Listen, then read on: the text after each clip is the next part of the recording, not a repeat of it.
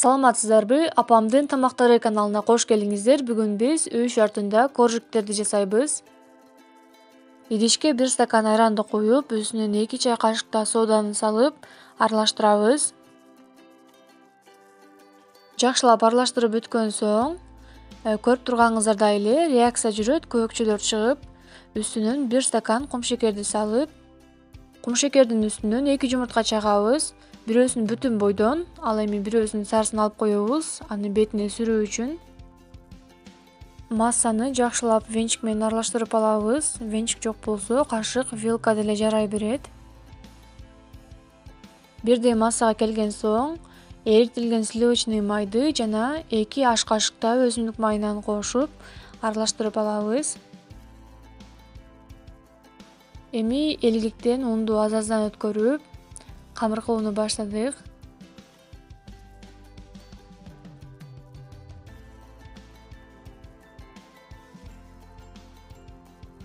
Ундун үстүнөн 1 пакет ванилинди коштук.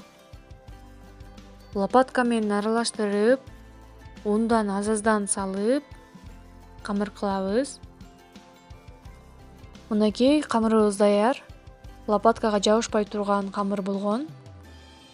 Тактайдын үстүнө ундан себип, камырды ундун үстүнө коюп, жакшылап иштеш керек болот.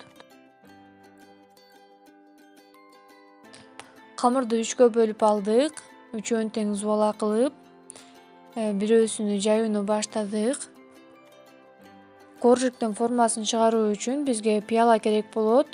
Пияланы камырдын үстүнө коюп, катуураак басып, тегерек форма чыккан соң четтерин кооздоп чыгабыз.